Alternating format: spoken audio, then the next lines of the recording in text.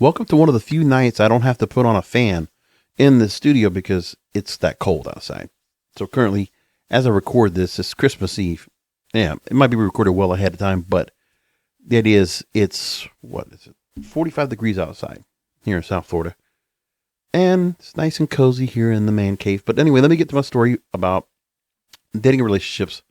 When you're trying to get yourself into a new relationship, the risks of a new relationship, and in the story we're going to take from here is talk about the process is permission. That when you're trying to heal yourself after a breakup, you need time and patience. But it's more than often than not, from a lot of my own research, is that a lot of women will get themselves jump right back into another relationship. The rebound comes very quick.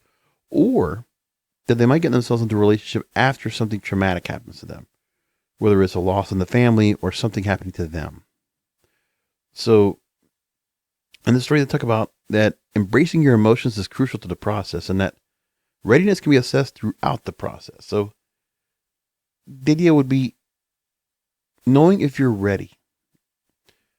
And when you're in a relationship, it can be devastating and it can take a toll on your mental and emotional health. The thing is that it's not so much you can't just jump right back into another relationship unless you know you've completely severed and there's nothing that's going to bring you back into the other relationship. Because also, when you've been into a bad relationship with a bad emotional trauma, you want to have healed yourself from that trauma in some way, shape, or form, or find something that's going to help you anchor yourself in a better position so that that emotional trauma will not continue. For some women, they might get into a pattern of toxic, abusive, narcissistic relationships. And if you don't realize you're hitting the same red flags again and falling into the same trap, then that's going to continue. You'll continue to attract the same people. And it goes see for nice guys like me. Because if I'm going for a particular kind of woman, I usually will pick the same kind, usually with the same traits. And I never really understood that. It took me a long time to figure that out. But for most women out there, I want you to realize that you can get yourself in that. And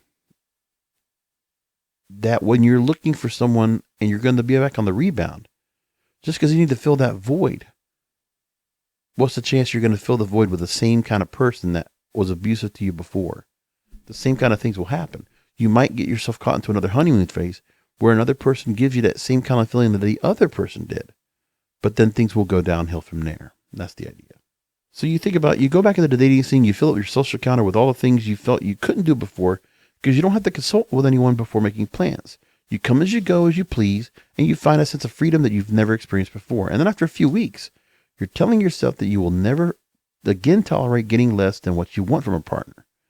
So you deserve the very best is what you might say. And someone will feel that way. They feel like they're going to be independent this time. They don't want to be dependent upon a man.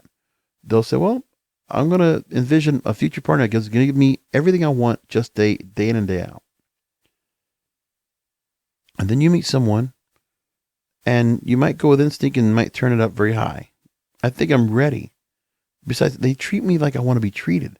They text you every day, check in with you before they make plans, ask you about your day and listen when you need support. Give you exactly what you think you deserve. But that's the problem. Once you start getting that feeding, that kind of just that nuance of like, oh, this is what I enjoyed before in the last relationship, it will go away. And you have to remember that too. It's like, if you're in the initial part of a relationship, the honeymoon phase is going to change. And what is that person going to be once they are not at high level of maintenance, high level of interest, high level of keeping up with everything? That happens a lot. And because of us now with these short attention spans, especially when I'm doing that anything, talking to anyone online, how quickly do we start falling out of favor? We might get into somebody really quick, and that's the problem now. Online dating, you can get yourself involved and engage with someone really quick, and it can get hot and heavy really fast. But then when it's online and you're long distance, it fades. And relationships can go like that.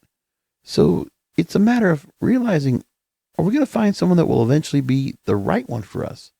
And say, okay, then maybe we're going to find ourselves with someone that after that initial honeymoon phase, they're still going to be 80 to 90% at level of what we were expecting of them, which is better than more than anything else.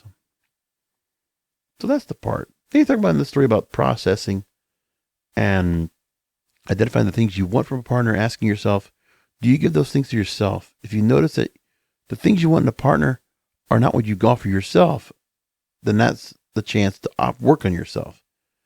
That you can't rely on somebody else. That there's a dependency on feeling love if you're not loving yourself.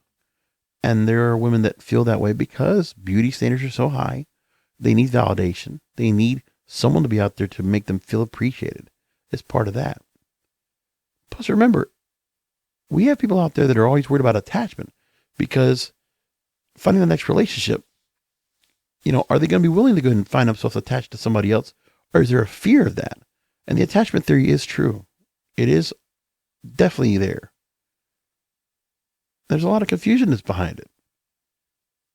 First of all, some people might think attachment theory, when you think about the fact that, meaning a child's love for their parent or the bond a parent forms with their child, they also use attachment to describe how adults relate to and interact with others. But it's more of a selective type of relationship in which only a few people are sources of support. And that's the whole idea that people need to understand. That as adults, we become attached to a limited number of people, although our attachment type in close relationships also tends to reveal itself during our social interactions with friends, colleagues, acquaintances, and strangers. So we might have certain things that might create our attachment style, but you have to also just realize that the kind of people you're attached to also need to kind of fall in line with that. Because you could put yourself all the emphasis and all the effort to put into something into a relationship, but then you fall back into what you are in terms of your attachment, anxious or secure or whatever it is. And if you can't hold up that consistently, then it's not going to work.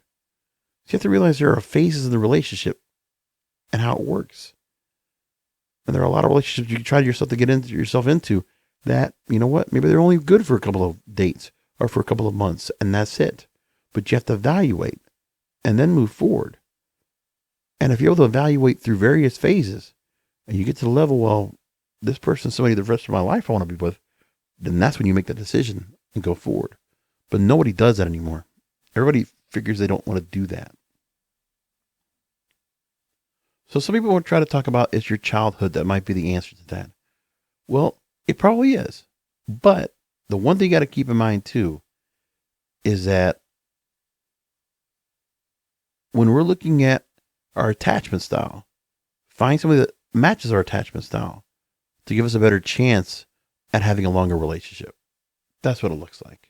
And if you can find that longer relationship, then by going the right route and going through the phases and realizing that it's not just the honeymoon phase that needs to be good, it needs to be all phases, then maybe you can get yourself to be depraved and debaucherous.